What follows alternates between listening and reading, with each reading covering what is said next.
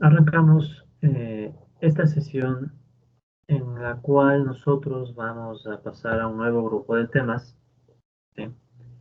Y este nuevo grupo de temas van a estar vinculados en general a la perspectiva del capitalismo mundial. Entonces vamos a hablar un poco del capitalismo mundial, pero me ha parecido oportuno en este momento hablar del capitalismo mundial considerando también la situación local, ¿no? Entonces, en este caso, la situación del Ecuador.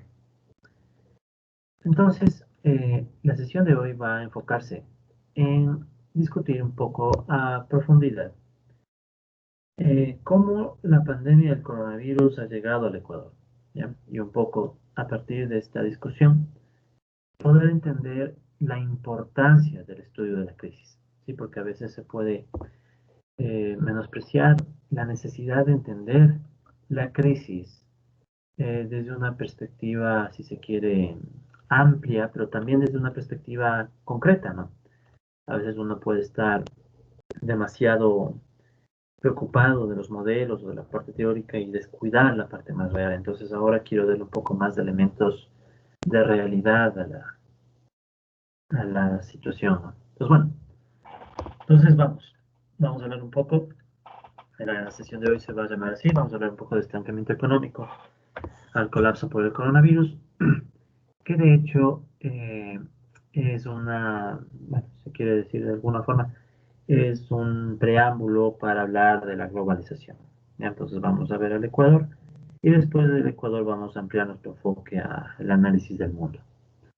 Pues bueno, voy a preparar un poco esta pantalla.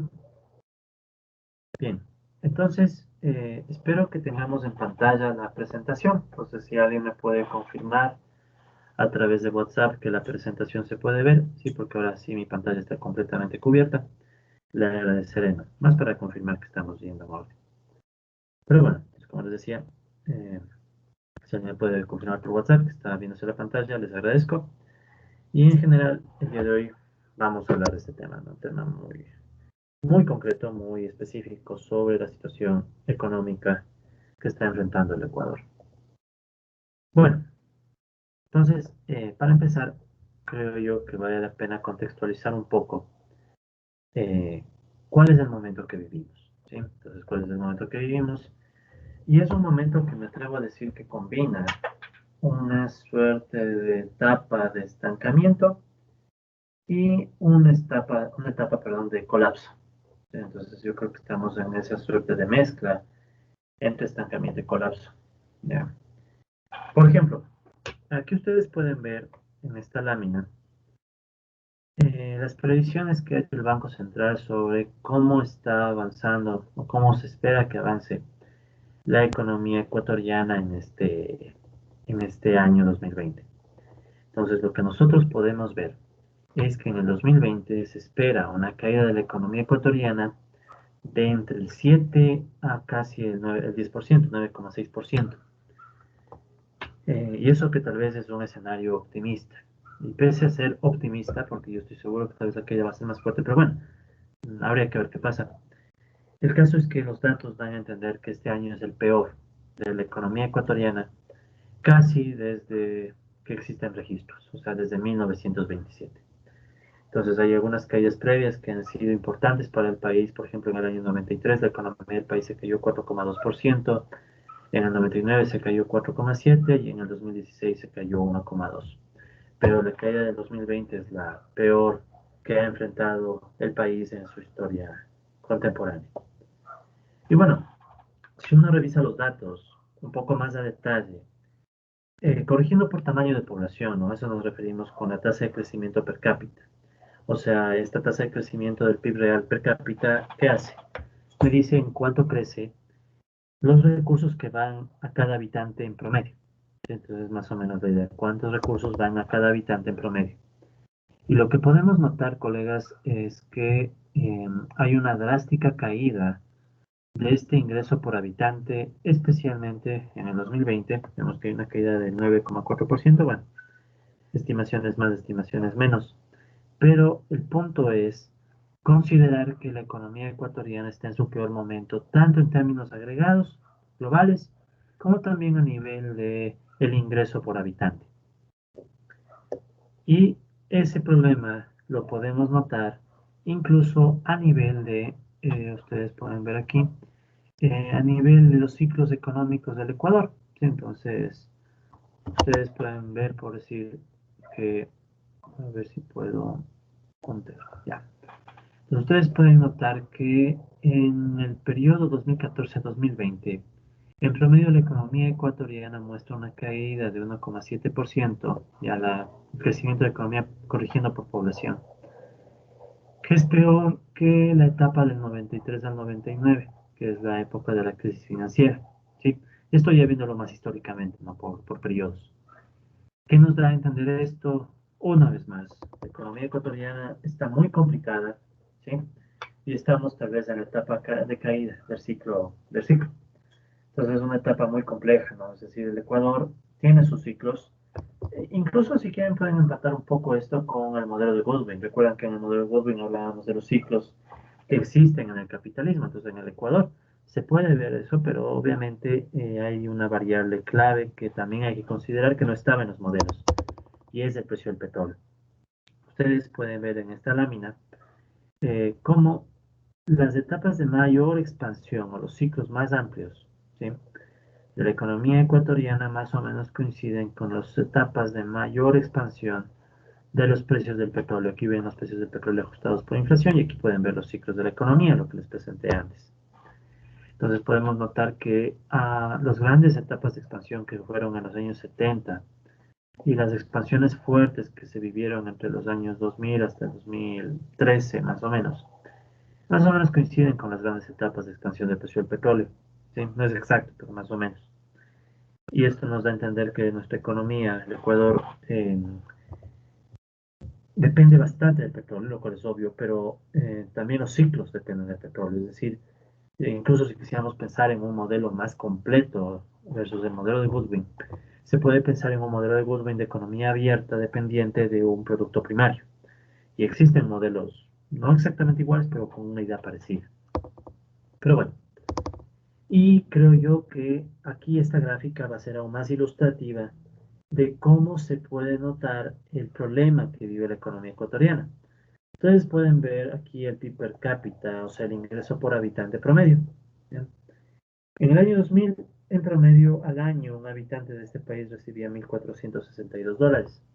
Para el año 2013 o 2014, se llegaba a un nivel de promedio de 6.350, más o menos.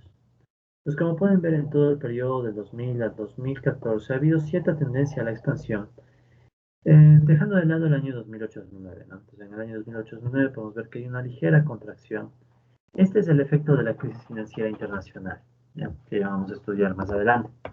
Entonces la crisis financiera internacional ya tuvo un pequeño efecto en el Ecuador, pero fue relativamente breve porque el Ecuador después continuó su expansión gracias a una mezcla de ingresos petroleros y también de deuda externa, ¿sí? O sea, fue vinculado tanto el crecimiento por ingresos petroleros como el de deuda, ¿no?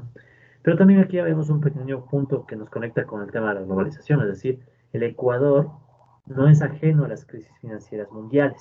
Entonces, si uno escucha una crisis financiera mundial, ya puede ver que tiene sus impactos también en la economía local. Ya hemos hablado de la crisis financiera de los 2007-2009, pero esa crisis sí se reflejó en el país y de hecho esa crisis también se asocia a los precios del petróleo. En el año 2008-2009 el precio del petróleo tuvo un crecimiento acelerado y después se cayó, pero se recuperó inmediatamente. Entonces esto fue una caída debida justamente a esa crisis financiera, ¿ya?, esa crisis financiera internacional.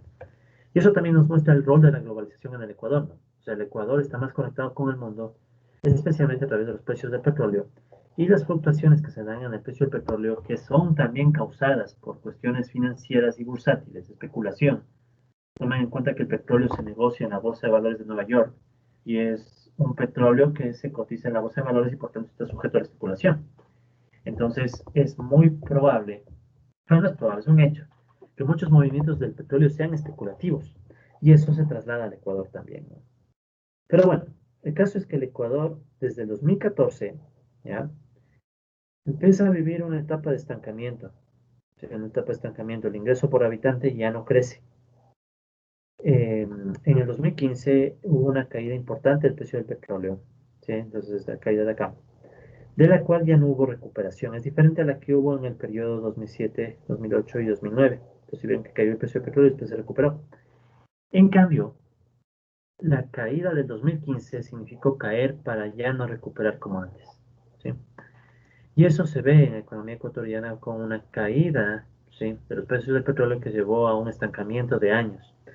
Piensen que del 2014 al 2019, según información del Banco Central del Ecuador, el ingreso por habitante del país se ha mantenido atorado en menos de $6.300, 6.320 en 2018, pero en realidad ha sido un periodo de estancamiento. Si hubiéramos tenido el mismo ritmo de crecimiento, ¿sí?, podríamos suponer que tal vez el valor del ingreso por habitante debería estar justo al extremo más alto de la pantalla, ¿sí? Entonces sería una suerte de pérdida muy dramática la que se vive en el país. Y si a eso le agregamos la crisis del coronavirus, la situación es aún más dramática, porque las previsiones oficiales que al momento presenta el Banco Central del Ecuador sugieren que el ingreso por habitante del 2020 llegaría a ser de $5.500 al año, mucho menor incluso, bueno, menor que todos los años de estancamiento y menor al ingreso del año 2012. Es decir, el Ecuador, tanto con el estancamiento de estos años como con la caída del 2020, ¿cuánto tiempo ha perdido? Bueno, ha perdido un año, dos, tres, cuatro, cinco, seis, siete, ocho. Son casi 9 años perdidos. Y es muy probable que el año 2021 también sea un año, yo creo, de estancamiento. O sea, quizá lo que veamos es que la economía se quede estancada en este nivel. Quizás se recupere un poco, no lo sé. No, no soy adivino y la información todavía es muy preliminar para saber qué va a pasar luego. Pero estamos pensando que sí, se puede mantener el estancamiento y eso significará que tranquilamente ya habremos perdido 10 años en cuanto a ingresos económicos. Destaco también en esto los periodos. Fíjense que el estancamiento empieza en el 2014, ¿ya?, o 2015, depende de cómo lo quieran ver. Es decir, esto va más allá del gobierno que en su momento ya ha estado manejando la política económica del país. Recuerden que hasta el 2016, sí, desde 2007 a 2016, tuvimos toda la década del gobierno de Rafael Correa, bueno, y el correísmo en general. Y en ese gobierno ya se empezó a vivir el estancamiento, ¿sí? O sea, ya empezamos a vivir el estancamiento en la época de Correa. Y luego el estancamiento continuó en el gobierno de Moreno.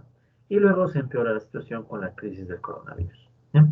Entonces, esto nos muestra que el Ecuador vive una crisis económica de casi una década, ¿sí? O sea, perdimos casi una década, mejor dicho. No, no, la crisis todavía puede ser un poco menos de una década, dependiendo de cuánto tiempo dure la situación del coronavirus, pero yo creo que de que vamos a estar estancados unos cuantos años más va a ser, o sea, tranquilamente hemos perdido una década.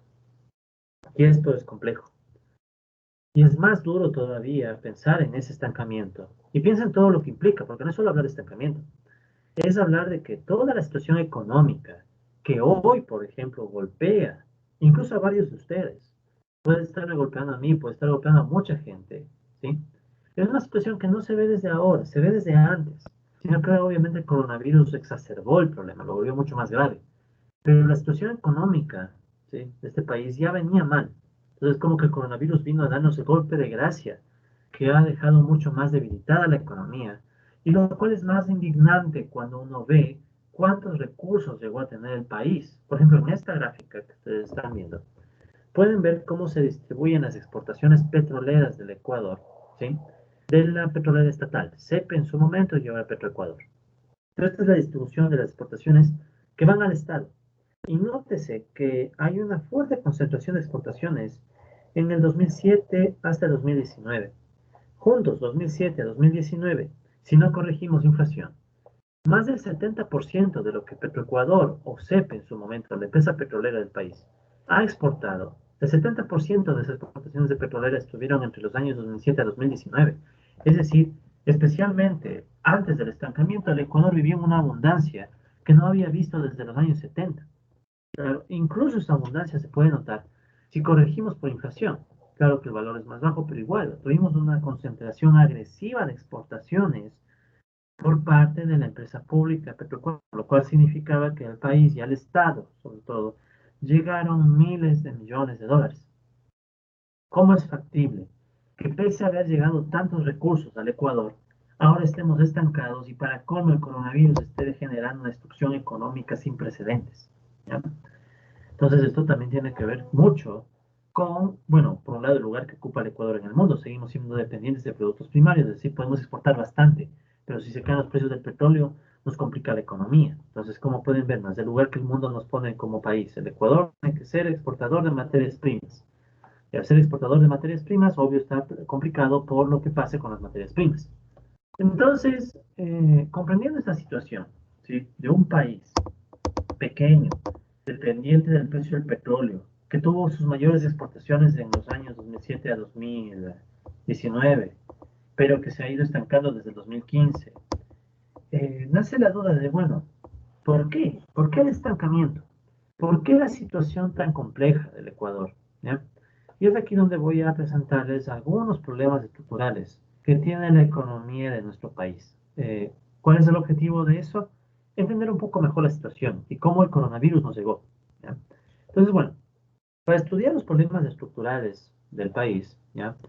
Eh, estamos haciendo una investigación con algunos colegas que, bueno, no viene al caso de detallar eso, pero lo que sí quiero mencionarles es que para estudiar la economía ecuatoriana, eh, hemos creado o estamos adaptando un enfoque de economía política, justo de lo que estudiamos en clases, o sea, el enfoque de economía política, que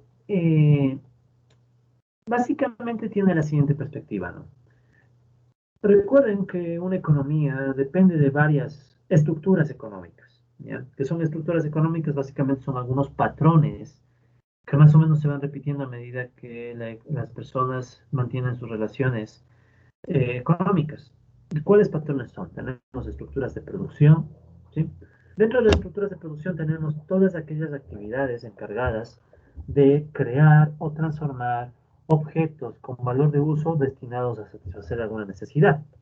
Y bueno, dentro de las actividades productivas como tales podemos ver el sector primario, la agricultura, ganadería, etcétera.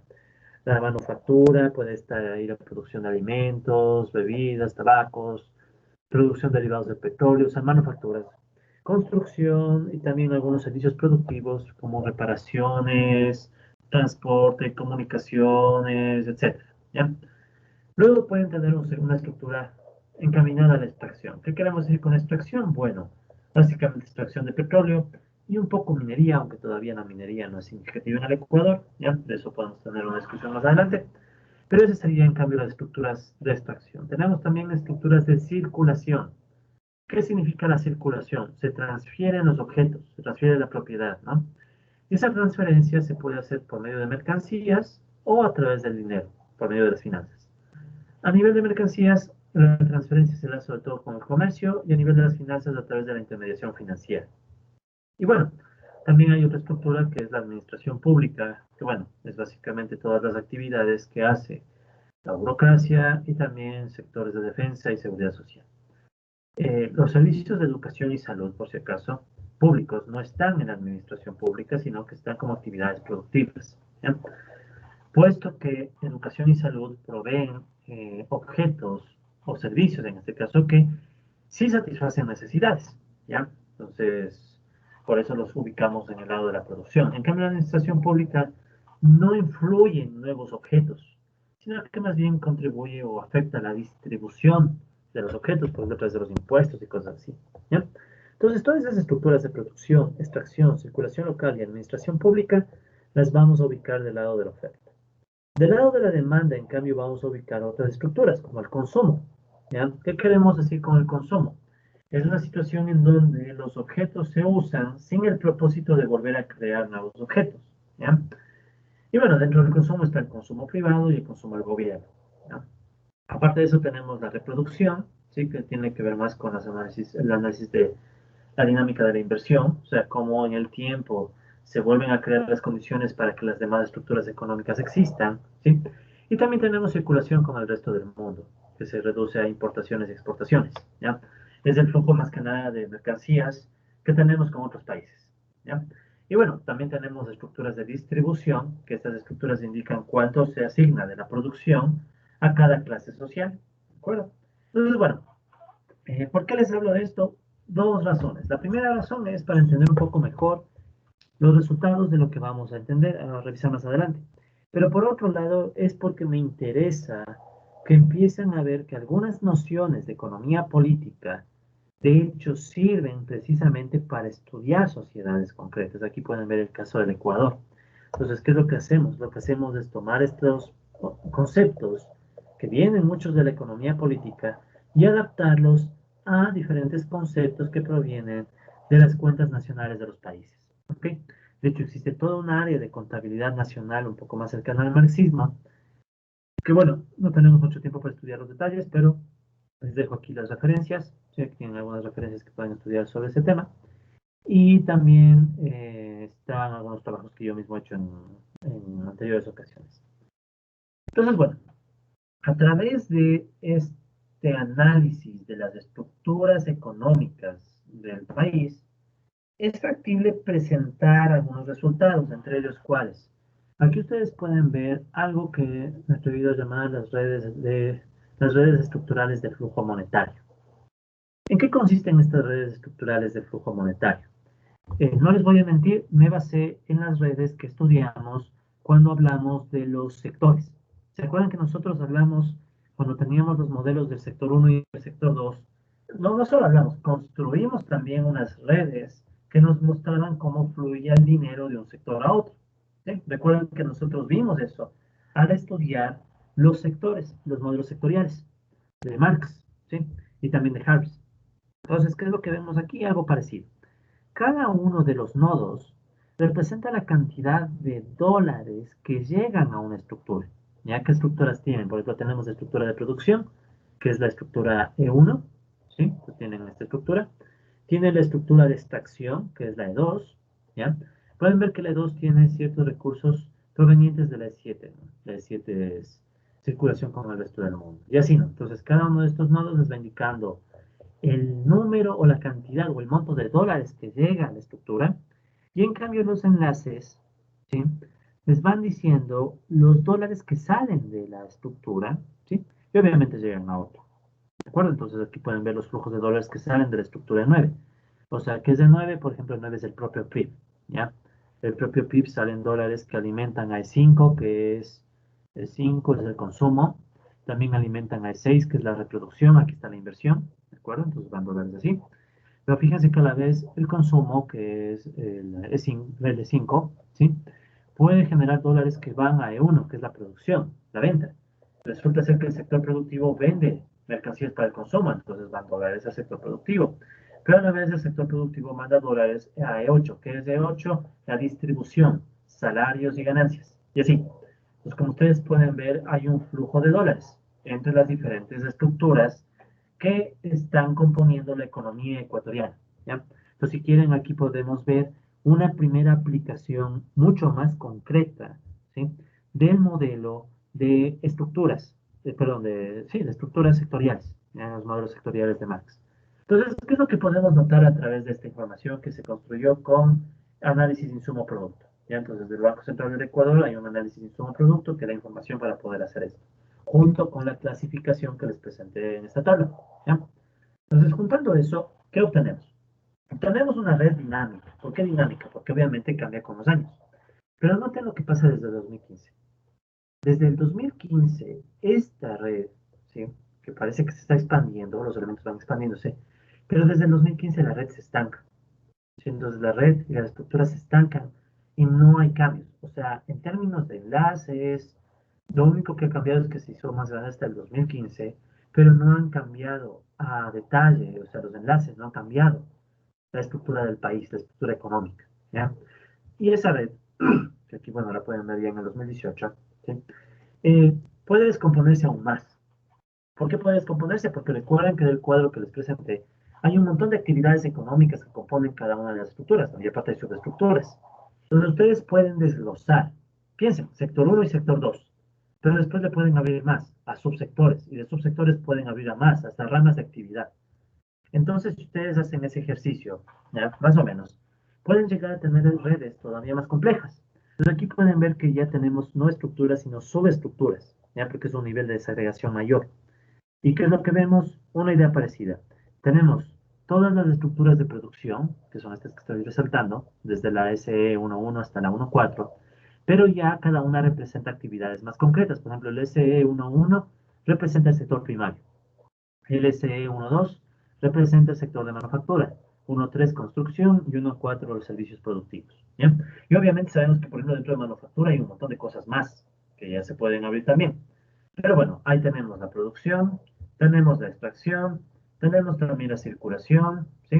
Tenemos la administración pública, tenemos el consumo privado, tenemos el consumo del gobierno. O sea, básicamente tenemos aquí las diferentes estructuras que componen el país. Y acá al lado ustedes pueden ver el resto del mundo, ¿sí? Del resto del mundo, ¿qué se puede notar, colegas? Se pueden notar algunas cosas, ¿ya? SE72 es el flujo de exportaciones. Entonces pueden ver que de las exportaciones hay dólares que llegan a las diferentes estructuras del país, ¿sí? Entonces pueden ver que hay dólares que llegan a las diferentes estructuras del país, pero a la vez también hay dólares que salen a SE71. SE71 en cambio son las importaciones. ¿Sí? Entonces tenemos que ver que hay una salida también de dólares por importaciones y otra y un ingreso de dólares por exportaciones. ¿Ok? Entonces, tenemos ese análisis estructural y de nuevo, viéndolo de forma muy general, no podemos notar cambios muy importantes, más allá de que las estructuras crecen hasta el 2015 y luego se estancan. ¿Sí? Pero el tamaño de los nodos, o de, bueno, cada uno de estos son nodos, no se olviden, ¿no? Y de los enlaces, unos respecto a otros, no han cambiado mucho, ¿no? O sea, vemos que la estructura económica de Ecuador, al parecer, no ha sufrido cambios significativos. Y bueno, algunas características de esta estructura que pueden ayudarnos a entender los problemas que vive el país ya en términos más globales, ¿no? Primero, nosotros vemos que el peso que tiene la producción en la economía del Ecuador es que nosotros tenemos una participación de la producción que ha estado fluctuando entre el 54% hasta el 57%, pero no hay un cambio importante. O sea, no es que vemos que la producción en el Ecuador ha crecido, ¿no? En el PIB. Especialmente la manufactura en el Ecuador ha estado estancada. En cambio, ¿qué es lo que sí podemos notar? Que la circulación. Por circulación, circulación local, piensen sobre todo en comercio e intermediación financiera. El comercio y la intermediación financiera siempre han estado absorbiendo casi un cuarto del PIB de este país. Y bueno, tenemos también el sector de extracción y la administración pública, pero lo importante que yo quiero destacar es el peso sobre todo de esta circulación. O sea, tenemos en el Ecuador que de cada 100 dólares, ¿ya? De cada 100 dólares que se produce como valor, ¿ya? 25 dólares van para sostener comercio e intermediación financiera. ¿Sí? Lo cual es complicado, porque lo ideal, me parece, es que tuviéramos un peso más alto de la producción para generar más valor que después permita sostener a los otros sectores. ¿Ya? Obviamente que el sector de extracción también provee recursos al país, pero es muy volátil. Como pueden ver, hay una etapa de alta expansión que es del 2009 al 2014 y luego se cae en el 2015, que es justo lo que vimos, ¿no? El precio del petróleo que estaba alto hasta el 14, en el 15 se cae y luego ya no ha logrado recuperarse. Eso desde el lado de la oferta. Entonces, desde el lado de la oferta tenemos este comportamiento. ¿Qué vemos desde el lado de la demanda? Desde el lado de la demanda notamos en cambio que tenemos las estructuras de consumo pesan dentro del PIB alrededor del 78%, 77-78%, y no han cambiado muy importantemente. ¿Qué significa? Que de toda la economía ecuatoriana, de cada 10 dólares, casi 8 dólares, 7 y algo, 7,8, son dólares que van al consumo. ¿Sí? Entonces, ¿qué queda para la inversión y qué queda para la reproducción? Dentro de la reproducción piensen que está la inversión. Resulta ser que el peso de la inversión un poco ha aumentado, entre el 2000 hasta el 2010, por ahí ha aumentado, pero no es tanto, o sea, después se estanca y después incluso se empieza a caer. Es decir, dentro de la demanda, el elemento en el Ecuador que más pesa es el consumo, lo cual, bueno, tampoco hay que mentir, es algo que se ve en otras economías capitalistas. Pero lo que sí complica un poco la situación es que la inversión no ha crecido más. O sea, lo ideal hubiera sido ver que la inversión tenga una expansión mayor. ¿Ya? No lo ha hecho. ¿Y eso por qué nos interesa a nosotros? Nos interesa porque significa que las capacidades del capitalismo ecuatoriano para reproducirse, para expandirse, recuerda, reproducción a escala ampliada, tiene que ver con inversión. Resulta ser que si no tenemos mayor expansión de la inversión, la capacidad del país para reproducirse a una escala mayor se limita. Y eso ya se está viendo en el estancamiento que tenemos desde el 2015. ¿Ok? Y bueno, también tenemos las estructuras de distribución, o sea, cuánto de lo que se ha producido va para cada clase social. ¿Y qué es lo que notamos? Lo que notamos es que, bueno, a los salarios o remuneraciones se les va pagando más o menos entre el 31, el 35 hasta el 37% del PIB. Ha habido un crecimiento, pero en tantos años, 2009 a 18, que son 10 años, un crecimiento de 2 puntos porcentuales. Es decir, no vemos que la economía ecuatoriana, ni en periodos correístas, morenistas, ni lo que sea, no ha aumentado el peso que va del PIB a salarios. ¿Ya? ¿Y eso qué nos trata de decir? Nos trata de decir, entre otras cosas, que el peso de los asalariados en la economía no ha cambiado y por tanto su participación sigue igual. Ergo, el gobierno de momento, sea el uno o el otro, no nos interesa, no ha logrado o no le ha interesado, ya eso es una cosa que hay que analizar más adelante. El caso es que no se ha logrado generar más participación para los asalariados en el PIB. ¿Ya? Lo que sí ha habido es una reducción especialmente de ganancias y algo que se llama ingreso mixto. ¿Qué es el ingreso mixto? Es el ingreso que obtienen sobre todo los trabajadores por cuenta propia. ¿Ya? Alguien que tiene su propio pequeño negocio, no contrata a nadie más, no es capitalista y lo que vende es justamente lo que gana. ¿Ya? Entonces no hay salario, no hay trabajadores, son ellos mismos los artesanos los que producen. Pues más o menos la idea del ingreso mixto. ¿Qué es lo que sucede aquí? Vemos que hay una expansión de estas ganancias, del peso de estas ganancias hasta el 14 y luego se cae. ¿Por qué? Porque aquí también está el sector petrolero. ¿Ok? Entonces, ¿qué más podemos nosotros ver dentro de las estructuras económicas del Ecuador que nos genera problemas? Entonces, vean que hay algunos problemas, ¿no? Un problema es que el peso del comercio y la intermediación financiera en el PIB es muy alto. Estamos hablando de casi un cuarto del PIB, de lo que se produce en el país, va para sostener estas actividades, que no son necesariamente actividades que generan valor, ¿ya? Al menos desde el enfoque más marxista, el comercio no genera valor, sino que se sostiene del valor creado en la producción. Entonces la producción crea valor, pero del valor creado en la producción solo una parte se queda ahí, el resto sostiene a otros sectores. ¿Qué otro problema? Vemos que la inversión no ha logrado expandirse más allá de ciertos niveles que llegaron hasta el 2014, el mejor año, 27%. Pero no hay una expansión mayor que hubiera sido deseable. Y vemos que los salarios también se han mantenido relativamente estables, un ligero crecimiento, pero no tan alto, ¿no? Como se hubiera querido, un 40, 45% del PIB, como más o menos se ve, por ejemplo, en Argentina. Pero aparte de eso, vemos que a nivel de empleo también es compleja la situación, porque el peso de las personas o la participación de las personas, ese es el total de empleo, ¿no? Entonces, la participación de los empleos productivos en el total de empleos ha ido teniendo una ligera reducción.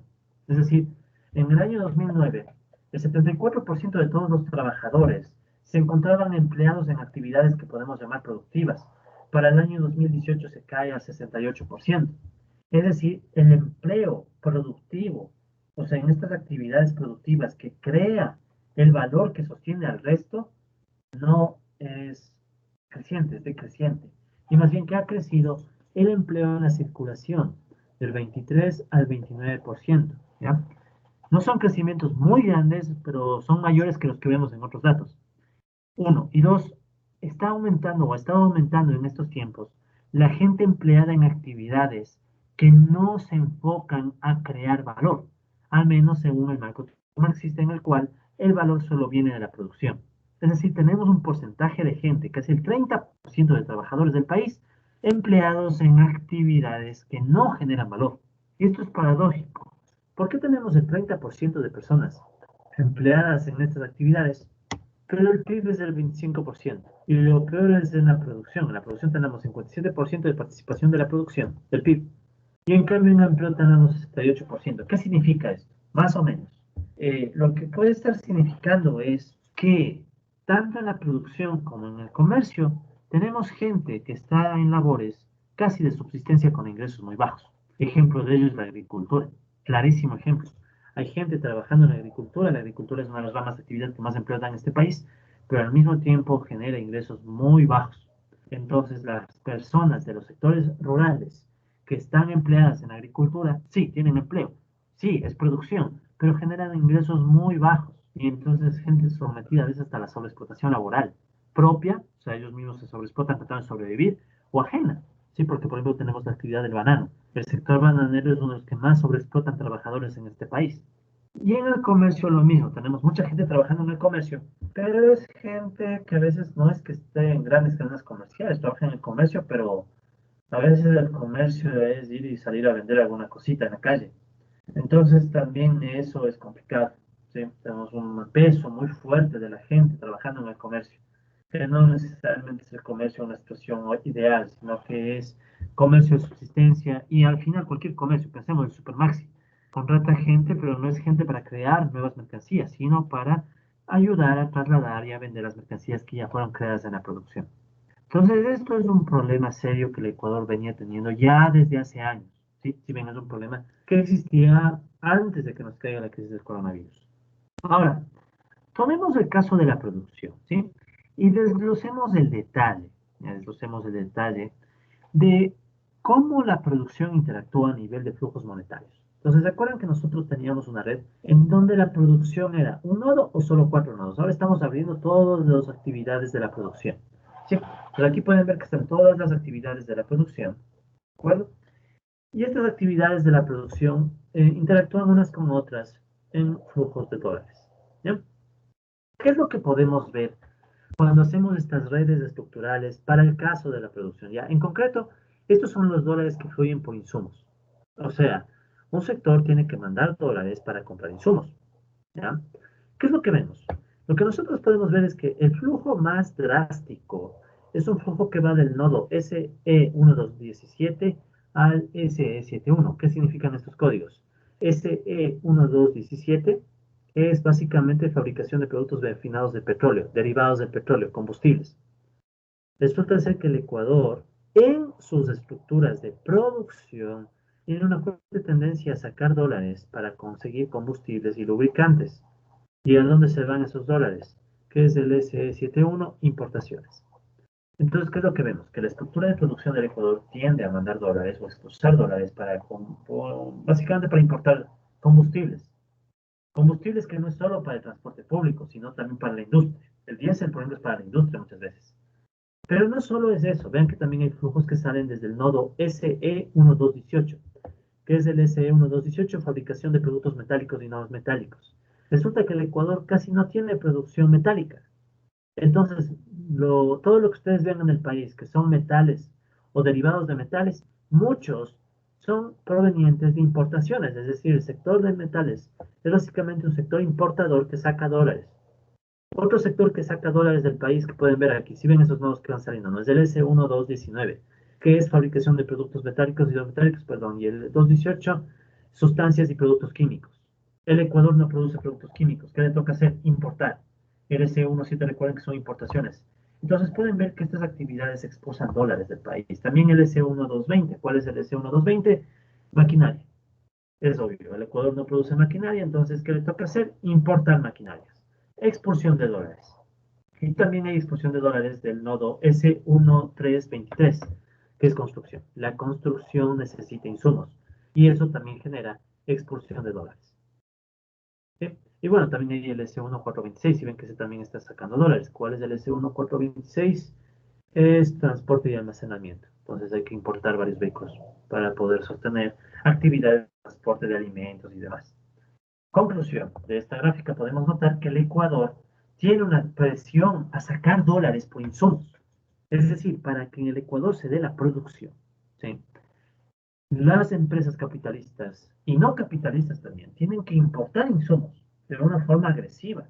Y esa importación significa salida de dólares. Salida de dólares que puede complicar la capacidad de flujo de dólares si no traemos los dólares suficientes con exportaciones. Bien, o sea, si no tenemos dólares suficientes con exportaciones, no es viable poder después suplir con importaciones al sector productivo, ¿sí? Y eso es un problema serio que el Ecuador viene teniendo, vean desde cuándo, no es desde ahora, es desde 2007 hasta el 2018, pero con la peculiaridad que en 2015 se estanca y hasta se caen, si ven cómo en el 2015 se empiezan a caer, vean cómo los nodos van creciendo, 10, 11, 12 van creciendo, 13, 14, hasta el 15, y en el 15 se cae. y se empieza a caer más. ¿Por qué? Cuando la economía ecuatoriana se estanca, deja de importar, porque deja de producir. Como se deja de producir, importamos menos y obvio, salen menos dólares, pero también están entrando menos dólares. O sea, entran y salen menos dólares y la economía se hace más pequeña. ¿Qué significa que la economía se haga más pequeña? En la práctica significa que mucha gente se está quedando sin empleo, ¿no? Entonces eso empieza a cuadrar las cosas desde 2015. ¿Okay? Y bueno, algo que ya les mencionaba, ¿no? Aquí podemos ver cómo el Ecuador exporta. ¿Ya? Entonces aquí la línea azul fuerte es la exportación de petróleo del Ecuador, sobre todo exportaciones, ¿no? Y también tenemos importaciones petroleras, derivados. ¿Qué es lo que pasa con el Ecuador? Que mucho de lo que el Ecuador exporta, ¿sí? Después se va para importar combustibles, lubricantes, diésel, insumos. Muchos son insumos para la industria. Incluso piensen, el transporte público. eh, el combustible es un insumo para el transporte público. Por eso es que en su momento había el énfasis en construir las hidroeléctricas. Las hidroeléctricas en el Ecuador se suponía que debían cambiar la estructura energética del país y con eso destinábamos menos dinero a importaciones, pero no han tenido éxito, ¿no? Se supone que debió haberse dado una reducción agresiva de las necesidades de importación para la industria de diésel y no ha pasado, porque no se trata solo de cambiar la cuestión energética, se trata también de cambiar la estructura de las mismas empresas. Si las empresas tienen instalaciones que dependen de diésel, es muy difícil que las empresas quieran pasarse a infraestructura que dependa de electricidad. ¿Por qué? Porque no quieren poner plata. Grandes grupos económicos también, así para qué? El estado de subsidio. Es un tema complejo, ¿no? Y resulta ser que cuando ustedes hacen el balance entre todo lo que el Ecuador exporta de petróleo y lo que importa de combustibles, el balance petrolero es justamente esta línea roja. ¿Y qué notan? Notan sobre todo que del 14 al 15 el balance petrolero se va al suelo, de 6.900, bueno, 6.858 millones de dólares, que el Ecuador obtuvo ya neto por petróleo en el 14, en el 15 se caen a 2.700. Estamos hablando de una caída de 4.100 millones de dólares en un año que sufre el Ecuador por el hecho de que así como exportamos, también importamos de productos del petróleo. Este es un problema serio para el Ecuador que, bueno, se traduce en hay que mantener o no los subsidios. ¿Ya? Alguien puede decir, bueno, entonces ahí está la solución, quitamos los subsidios a los combustibles. Pero el tema es que si quitan el subsidio a los combustibles, están trasladando el problema del Estado a un problema un poco más privado, pero la liquidez y el flujo de dólares no cambian. Sigue teniéndose un tema en donde las exportaciones con las justas a veces cubren a las importaciones. Vean cómo estuvo en 2015 y 16 y todo este periodo de 15, 16, 18, 19. Son datos anuales, ¿no? Entonces tocaría esperar a ver cómo queda el 2020, pero ya se prevé que en 2020 la caída del precio del petróleo ecuatoriano es fuerte. Sí, es muy fuerte, caída de recursos del 70% puede ser. Pero bueno, ¿qué otros problemas podemos ver?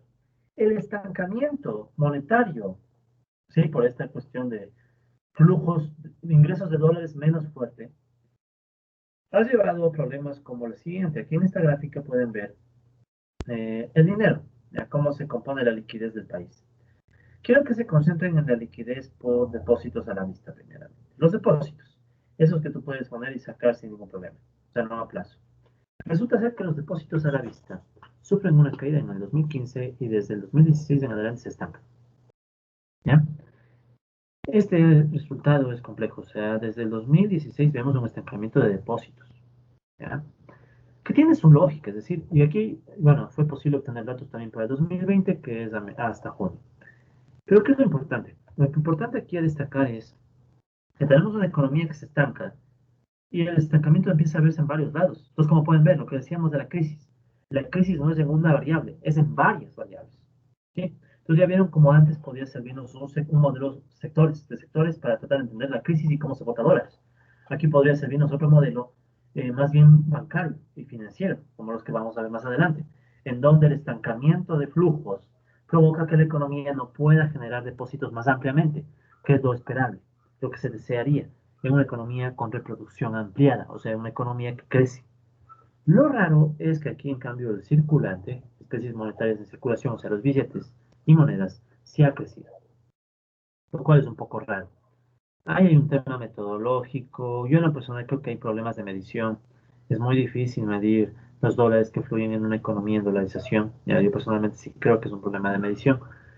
¿sí? Porque incluso entre el 2019 y el 2020, que es el peor año del país, no llegó nueva deuda externa, las exportaciones se caen, pero crece el flujo de dólares, según el Banco Central. Parece que hay un problema de medición, pero bueno, es un tema que no quiero destacar mucho aquí, pero lo que sí quiero es destacar eso, ¿no? Incluso hay estancamiento en otra variable que se llama cuasi dinero. ¿Qué es el cuasi dinero? Son en esencia, por simplificar la historia, depósitos a plazo, ¿ya?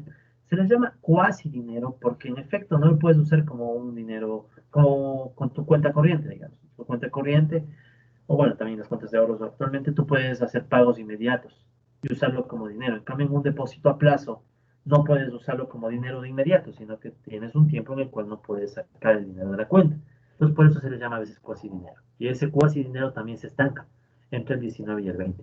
Lo lógico hubiera sido ver un estancamiento por lo menos entre el 19 y el 20, monetario. Y bueno, aquí ustedes pueden tener otra gráfica más monetaria y financiera sobre el avance de los créditos y los depósitos en el Ecuador. ¿Qué es lo que podemos notar? Eh, vaya, me he olvidado de poner qué significa cada una. Pero en esencia, colegas, un segundo, porque estoy teniendo un segundo, por favor. Ah, no, disculpe, creía que estaba teniendo un problema de conexión. Ya. Entonces, como les decía, bueno, disculpen, yo voy a corregir la lámina porque no se indica cuál es cuál, no. Entonces es un error mío. Pero lo cierto que, aquí estamos ya, lo que sí menciono es, ¿verdad? Que básicamente, sí, básicamente lo que nosotros vemos en la línea azul, si no me equivoco, son los créditos, creo que son los créditos, ¿no? Y la línea morada son los depósitos, creo que es así. A ver, creo que es así, depósitos y créditos, creo que es algo así. Entonces, lo que podemos ver es que hay ciertos descalces, ¿no? Entre depósitos y créditos. Pero bueno, voy a tratar de mejorar la lámina, ¿no? En este punto, para tratar de que la explicación sea más clara. Entonces, esa la voy a dejar para después. Bueno, sigamos. Y bueno, esta sí es una. Ah, lo que sí podemos ver es que desde el año 17 hay un estancamiento en depósitos, ¿no? La moral estoy que seguro que es depósitos. En cambio, créditos, como que ha ido creciendo, ¿no? Ha ido creciendo y recién se estanca en el 20. Sí, bien, ¿no? O sea, estoy seguro que estos son créditos.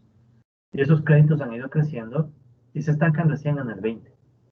Los depósitos, en cambio, se estancan hasta un punto y de ahí, perdón, crecen hasta un punto, más o menos 16, 17, y luego ya no crecen tanto.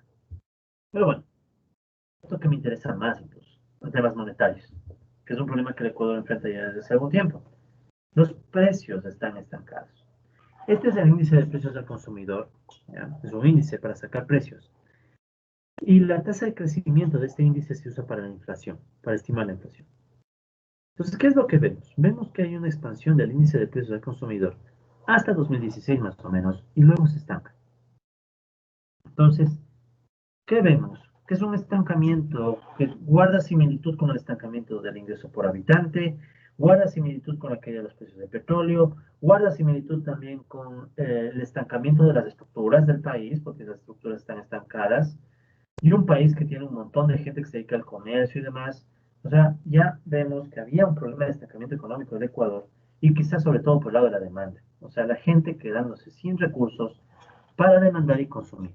¿Sí?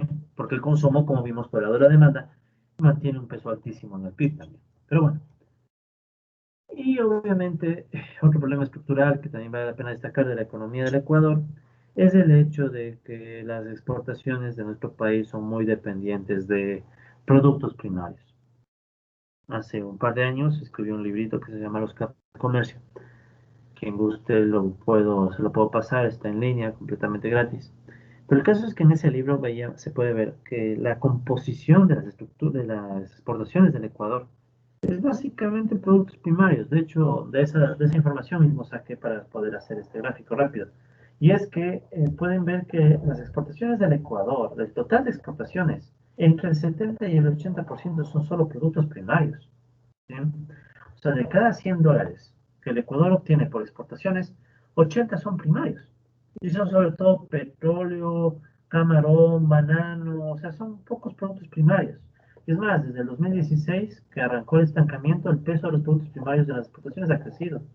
Claro que también lo creció bien fuerte en el 13 y 14, ¿no? Pero en general pueden notar que las bandas le cubren esto entre el 70 y el 80%. Entonces, somos muy dependientes de los productos primarios. Y otro problemita muy serio. Este, en cambio, es la comparación de las remesas. ¿Sí? Las remesas contra rentas pagadas al exterior. Esto es básicamente ganancias pagadas al exterior. Por ejemplo, ganancias del capital pagadas a inversión extranjera.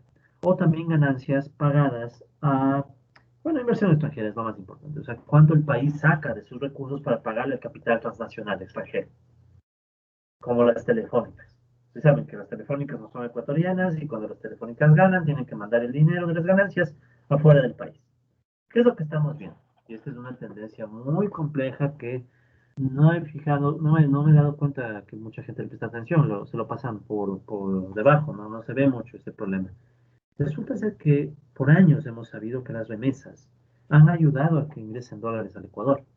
Sin embargo, muchos de los dólares que ingresan al Ecuador por remesas tienen que enfrentar de contrapartida la salida de dólares por pagos al capital extranjero. ¿Ya? Entonces el efecto neto en liquidez, como pueden ver, no es muy grande como uno puede pensar, ¿no? Entonces una parte se anula. Pero lo más grave es que desde el 2019, ¿sí? Bien, 18-19, ya lo que se le paga al capital extranjero es más que los dólares que se reciben de remesas. Es decir, todo el sufrimiento de aquella gente que se fue al exterior para generar recursos y mandar al país como remesas, por un lado, por otro lado se está yendo a través de pagarle a las empresas transnacionales, a los grandes capitales transnacionales. Aquí pueden ver un efecto clarísimo de la globalización. Viene Movistar, viene Claro, ¿sí? Estas empresas transnacionales. ¿Y qué hacen con los dólares que ganan? Digamos, una persona recibe remesas de algún familiar que está, alguno de ustedes tal vez tenga familiares en el exterior, y les manda remesas. Ojo, remesas que en el 2020 seguramente se han de caer. Pero bueno, reciben remesas. Luego con esas remesas tú te haces una recarga, digamos. ¿Qué hace Movistar? ¿Qué hace Claro con esa recarga? A menos que sea CNT, ¿verdad? Pero dejando de lado CNT. ¿Qué hacen con ese dinero? Mucho de ese dinero se puede estar yendo al exterior para pagar las ganancias de estas transnacionales. Y hay muchas transnacionales en el Ecuador, a veces encubiertas en marcas que no creemos. Vean qué productos del Ecuador en realidad están asociados a productos de la Pepsi, la Coca-Cola, bueno, es obvio, y muchas otras transnacionales, la Unilever, etcétera. ¿Ya? Entonces hay transnacionales por doquier en nuestro país que están extrayendo dólares a través de las ganancias. Dólares que en nuestro caso la liquidez no se ha visto muy afectada porque las remesas balancean la historia. Y eso es complejo. O sea, es básicamente pensar que el sufrimiento de mucha gente que se fue a migrar, claro, a la familia en específico le ayuda, eso es obvio, pero como país, el efecto de los dólares que ingresan ya se está anulando por las ganancias que le pagamos a las empresas capitalistas extranjeras. ¿Y qué más? La deuda. Bueno, esto ya es una historia más que conocida. El Ecuador ha estado ganando ritmos de endeudamiento horribles, ¿sí? Pero si nosotros hacemos un análisis de liquidez, ¿ya cuánto dinero ha entrado y salido al Ecuador? No solo es deuda del gobierno, esta es deuda total, deuda pública y privada, o sea, el gobierno y sectores privados que se endeudan con el resto del mundo. ¿Qué es lo que se puede ver con unos análisis de estas tendencias? Resulta ser que desde el 2000 hasta el 2012, ¿sí?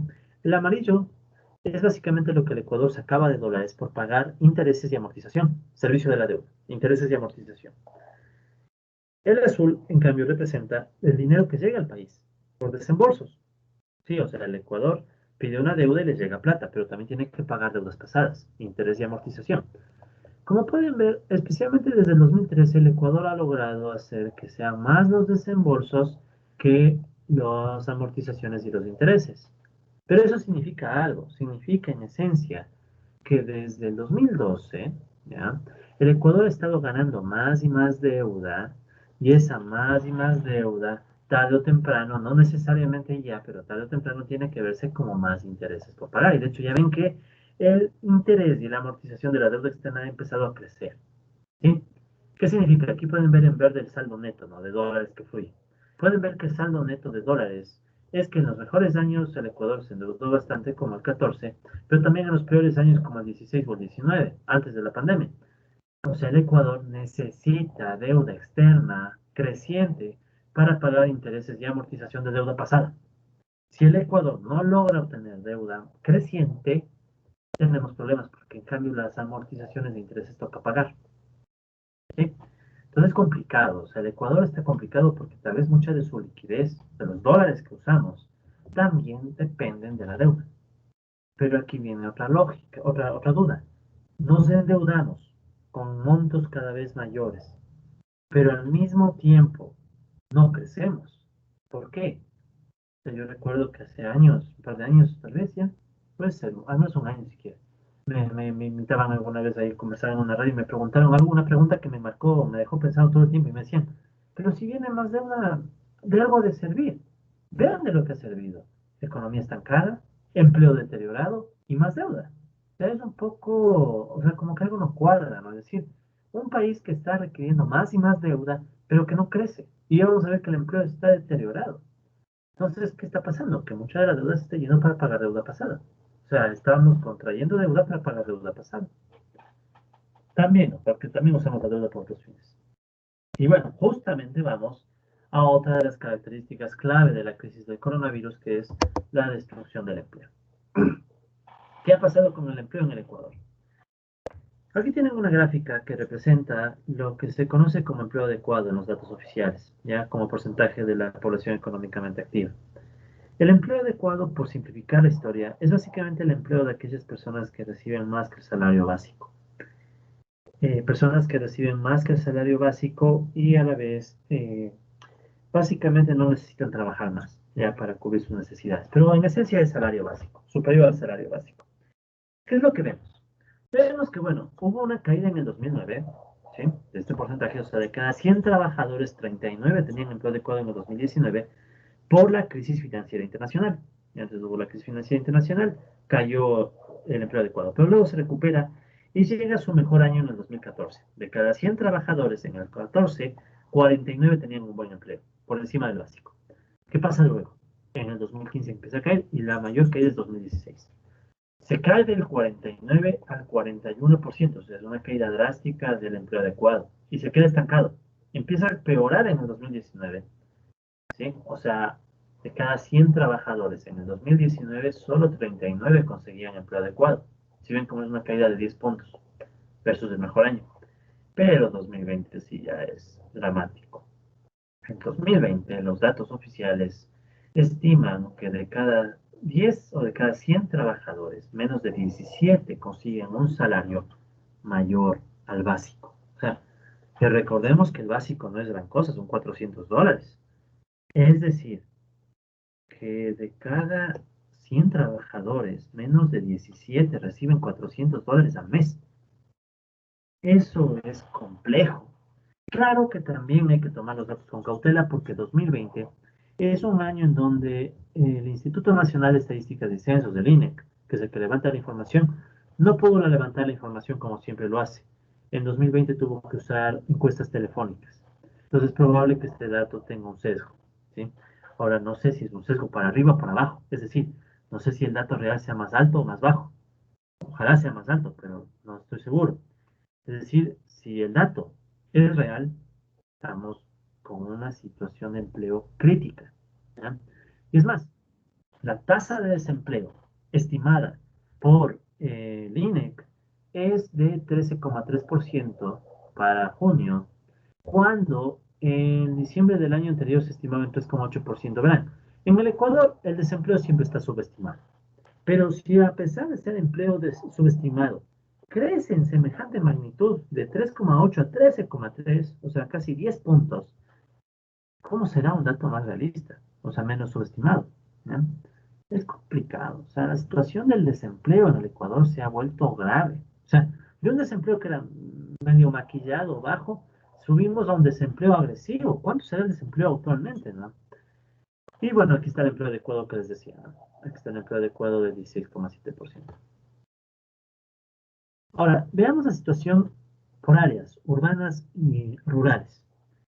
Ahí la situación también es de complicarse, es de preocuparse. A nivel urbano, el desempleo está llegando, según el INEGI, al 16,8%, ¿sí? Cuando estaba en el 4,9%. Es un asalto agresivo de desempleo urbano. ¿Ya?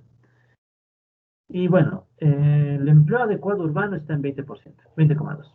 Ya, o sea, de cada 100 trabajadores, solo 20 consiguen un salario mayor al básico. Pero el verdadero problema que a mí me preocupa es el desempleo, y más que el desempleo, el empleo no adecuado rural. ¿Ya? El desempleo rural subió al 5,9%. Vean, en el área rural es bien difícil que haya desempleo. No tanto porque el área rural es mejor, tiene más condiciones económicas, no, no, no, es porque se le clasifica como empleada a la gente que tiene su terrenito y está trabajando para vender lo que produce. Entonces a esa gente se le suele clasificar como empleada y por tanto ya no es desempleo. Entonces, como en el área rural hay mucha gente que tiene su tierrita, su espacio, medio produce algo y sale a vender, entonces eso se le clasifica como empleo. Es cuestionable, pero bueno. El dato fuerte es más bien el empleo adecuado. En el área rural, de cada 10 o 100, perdón, trabajadores, menos de 10 consiguen el salario básico, 9,5%. El dato para mí es el más grave de todos. Resulta ser que ya la crisis del coronavirus que está golpeando el empleo, está golpeando sobre todo la calidad del empleo en sectores rurales, ¿sí? En estos sectores rurales que ya de por sí tenían empleo bajo, vean, el empleo de Ecuador era 20,6, o sea, antes del coronavirus, de cada 100 trabajadores, menos de 21 conseguían un salario mejor al básico en el área rural. O sea, el área rural ya venía mal, el empleo rural ya venía mal. Pero llega la crisis del coronavirus y le mata el empleo rural. Ejemplo muy concreto. Sectores ganaderos que producen leche, que no logran vender la leche porque hay un problema de demanda, la gente no está comprando. Entonces, ¿qué hace esa gente? Los grandes industriales no compran. Pero ¿qué hace el pequeño productor ganadero que saca el litro de leche y que a veces se le paga 15, 20 centavos? Cuando el litro de leche se vende 80 aquí en la ciudad. Entonces resulta ser que a veces no le pagan ni esos 15 o 20 centavos. Entonces mucha de esa gente se queda mal. No llega a cubrir un básico. Entonces, y eso por ponerles un ejemplo, hay un montón de problemas, producción de arroz, producción de papas, que están presentando mucho problema en el país. Y es porque obviamente la crisis se está golpeando más aún más en los salarios de los sectores débiles. ¿Sí? Entonces, es una situación compleja, ¿no? Me he olvidado de poner aquí una lámina, pero la estimación de pérdida de empleo parece ser hasta el momento de 600.000 trabajos destruidos. O sea, estamos hablando de que más de medio millón de trabajos, 600.000, se han perdido ya en el Ecuador. O sea, es una cifra de terror, pero todavía quizá nos estamos quedando cortos porque toca ver cómo cierra el año.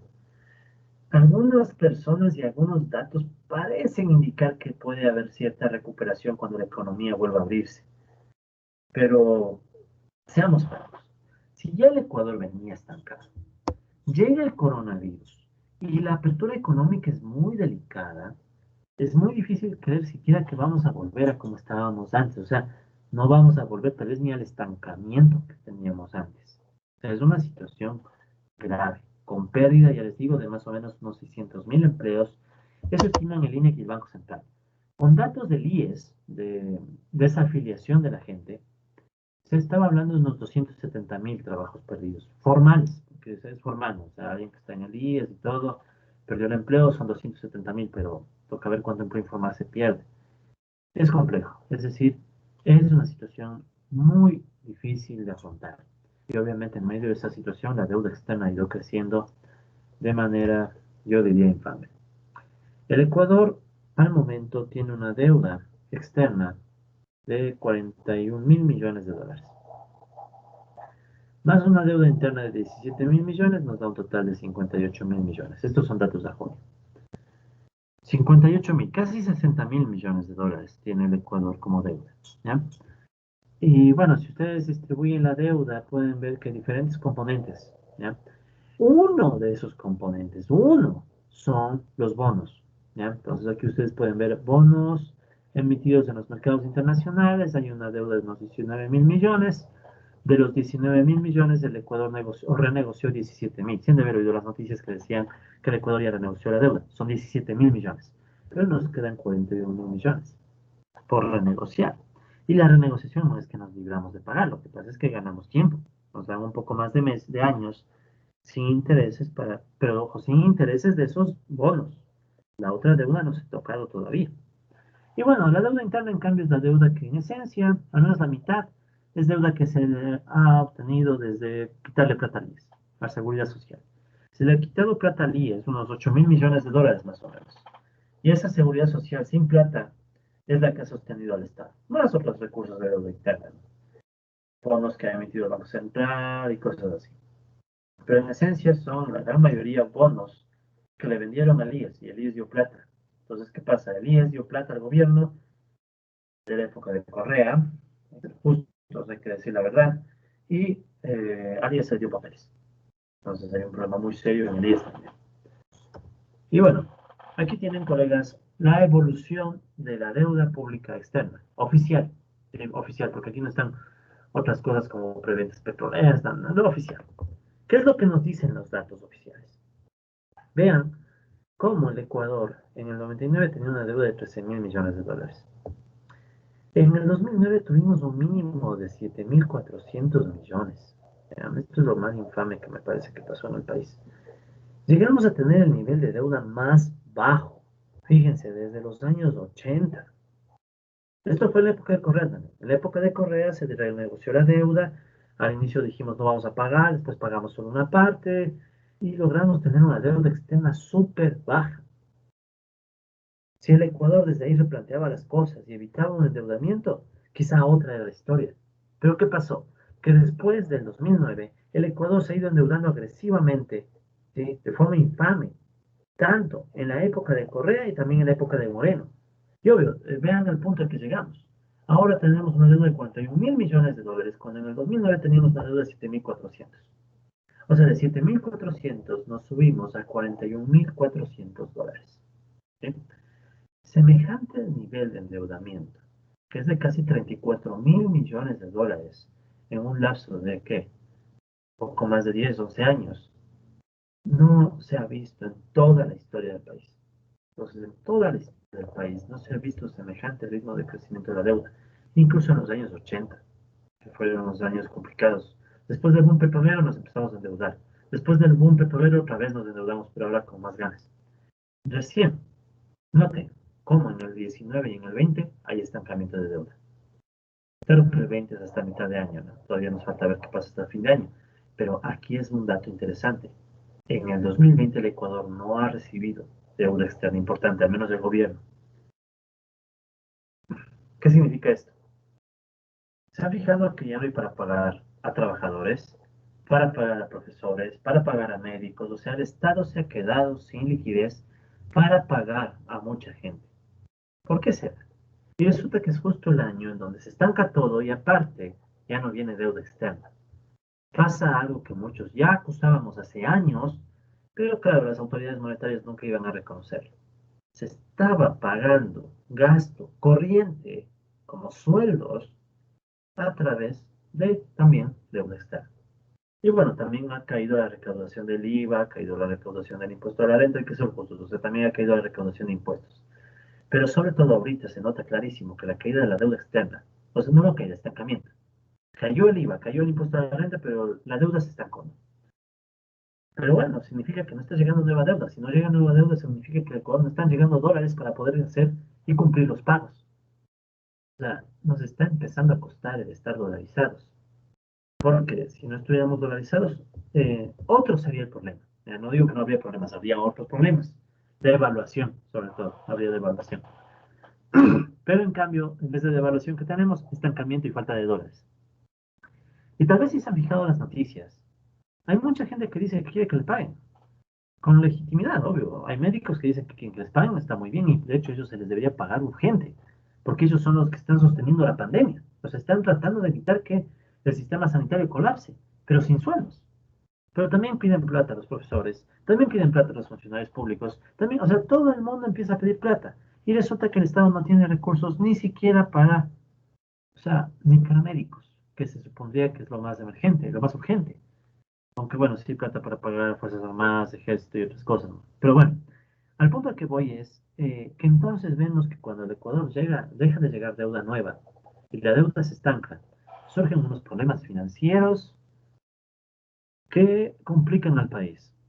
Y ante eso también viene la cuestión, bueno, ¿quién puede generar dinero que pueda sostener la economía? La banca privada. O sea, cuando el Ecuador se dolariza y deja de recibir dólares por exportaciones de petróleo, que se vio que se caen, deja de recibir dólares por deuda. Como vieron, no hay nueva deuda en el 2020. Y las mismas remesas empiezan a ser anuladas porque estamos pagando el capital, al capital extranjero. Básicamente, la banca se transforma en la creadora de dinero a través de crédito, con sus límites, porque no puede hacerlo arbitrariamente tampoco. Pero ¿qué vemos entonces? Vemos que la situación del país es muy compleja. ¿Sí? Bueno, este dato ya lo habíamos visto antes. Y bueno, aquí está el tema de la renegociación de la deuda, ¿no? Que se discutió hace algunas semanas, ¿no? Que el Ecuador renegoció la deuda externa y bueno, ¿para qué les traje esta colación? Bueno, para recordar un poco en qué quedó eso de la renegociación. En esencia, lo de la renegociación de la deuda quedó en algo como lo siguiente, ¿no? Nosotros vemos los flujos de lo que teníamos que pagar por bonos, o sea, por una parte de la deuda, no está toda la deuda aquí, solo una parte. Entonces, ¿qué es lo que logró el gobierno ecuatoriano? El gobierno ecuatoriano logró de que en vez de estar pagando semejantes barbaridades de dinero entre el 22 y el 2030, pasemos a pagar montos más bajos, ¿sí? Especialmente del 21 al 25, si pueden darse cuenta, se paga un interés que no llega a los 1.000 millones de dólares por ese tramo de deuda. O sea, no es toda la deuda la que se negoció, solo un tramo. Pero desde el 2026 hasta el 2035 vuelven los pagos fuertes, y especialmente desde el 31. O sea, son pagos fuertes, es decir, el Ecuador logra ganar oxígeno a corto plazo, ¿sí? O coincidencia para el próximo gobierno tal vez, mientras que a mediano y largo plazo volvemos a estar paga deuda y paga deuda, paga deuda. Si el Ecuador se endeuda más en el nuevo gobierno, que va a ser casi un hecho, de hecho el gobierno actual va a tener que endeudarse para salir y cerrar el año, o pagar con algo que no sea dólares. Pero si no se da eso, ¿ya? Y se endeudan hasta el final del año, ya habrá más deuda. Y a la deuda que se contraiga con este gobierno toca agregar nueva deuda que seguro van a tener que adquirir el nuevo gobierno. O sea que a estos pagos se le van a sumar más pagos de nuevas deudas y el Ecuador patea el problema al futuro. ¿Sí? Entonces lo único que estamos haciendo es como que ganar tiempo. ¿Ya? Ganar tiempo. Con una economía estancada, que no sabemos cuándo se va a recuperar. Entonces, obvio, sí es un alivio, no hay que mentir, sí es un alivio, pero no es un alivio muy estructural, es un alivio coyuntural, unos añitos, ganamos años, pero en una parte de la deuda con China todavía hay que renegociar, la deuda de otro tipo con el Fondo Monetario, mismo habrá que ver qué pasa. Seguro que ahorita el Ecuador depende del Fondo Monetario. Si el Fondo Monetario no le da dinero al Ecuador, ¿sí? Este año, como podría pasar, o sea, no digo que podría pasar, entonces la situación va a ser muy dura para cumplir pagos. Entonces tal vez el gobierno, como sea, va a tratar de hasta antes de cerrar el año llegar a un acuerdo con el Fondo Monetario para conseguir los dólares y medianamente salir adelante, ¿ya? Porque no tienen para pagar sueldos. Claro que también, bueno, la crisis es de todos. Entonces, obviamente que, bueno, si hay gente que ganaba 3.000 o 4.000 al mes, no se le paga a tiempo su sueldo, no es tan trágico como no pagarle a alguien que gane 300, 400 o 500 al mes. Pero bueno, ese es otro tema. Ok, entonces, conclusión de todo lo que hemos conversado en esta sesión es más o menos, repito, ¿no? Primero, conectarnos con el tema de la globalización, recordando que el Ecuador es un país pequeño, exportador de materias primas, y que si pasa algo en el mundo nos va jodiendo a nosotros. El coronavirus es claro, pero a la vez estamos viendo cómo esa globalización se ata con los problemas internos del país. Y eso nos crea un escenario súper complicado en donde no sabemos qué va a pasar de aquí a unos años. O sea, yo creo que lo más fácil de decir es que el Ecuador vive una época de incertidumbre, y total incertidumbre. Tan incierta que no sabemos, bueno, qué medidas vendrán a futuro. Puede ser que incluso para sostener sueldos de profesores y demás, se podría hasta repensar la gratuidad universitaria y cosas así. ¿Alguien cree que no, no, eso no va a llegar a pasar? No se sabe. O sea, no se sabe. Entonces, conclusión, es un momento muy difícil y ante el momento muy difícil hay que entender que es un tema de varias aristas. Entonces también uno tiene que ver varias opciones para atacar la crisis, ¿no? Pero bueno, de ese tema ya hablaremos en su momento. ¿De acuerdo? Entonces, con eso cierro el video de la clase de hoy. Ya es un video introductorio que nos habla y nos pone ya un poco más en realidad de nuevo. Y en donde vimos algunas cosas, ¿no? Vimos, por ejemplo, una aplicación del modelo de sectores, ya para el caso del Ecuador. Y también vemos que hay muchas variables, en especial financieras, a través de deuda, que nos están complicando muy seriamente al país. Entonces, la pregunta es, ¿qué va a pasar? Entonces, la situación del mundo nos golpea y por tanto también es necesario entender mejor qué está pasando en el mundo. Y para ello, en la próxima sesión hablaremos ya con más calma de la globalización, ¿sí? Del proceso de globalización y de algunos problemas que acarrea, siendo más importante a mi criterio que con la globalización se extienden todavía más las crisis, se hacen más globales. Y entre las crisis globales está la crisis financiera, ¿sí? Que es una de las crisis más importantes que hay que estudiar también. ¿De acuerdo? Entonces con eso damos por cerrado el video de hoy.